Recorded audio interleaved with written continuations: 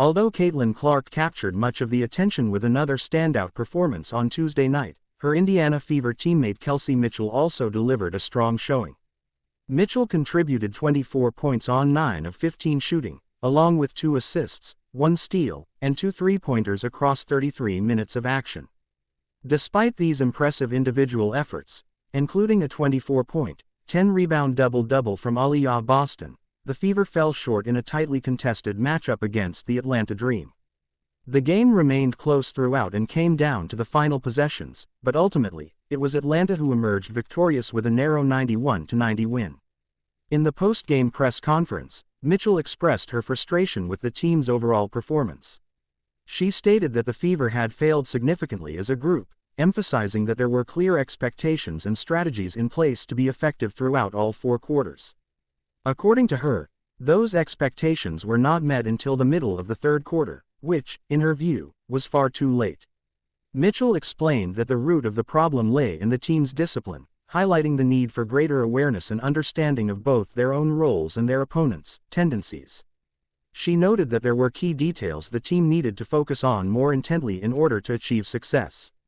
According to her, the lapses in focus and execution were simply too deep and inconsistent, which was unacceptable given the narrow margin for error that the team operates within.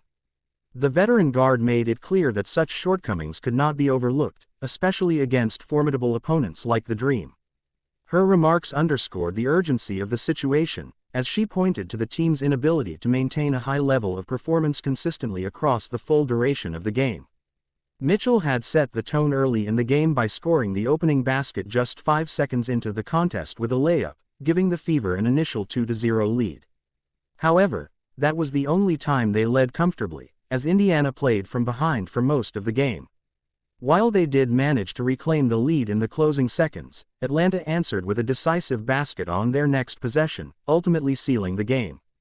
Mitchell's post-game comments made it evident that she believed the team's inconsistent execution was a major contributor to the loss. She implied that playing in such a disjointed manner would not lead to victories, no matter how strong the individual performances might be. As one of the most experienced players on the team, Mitchell took on a leadership role by identifying key areas where the Fever had faltered. Looking ahead, Mitchell and the rest of the Fever will have an opportunity to redeem themselves. They are scheduled for a rematch against the Dream on Thursday, this time in Atlanta.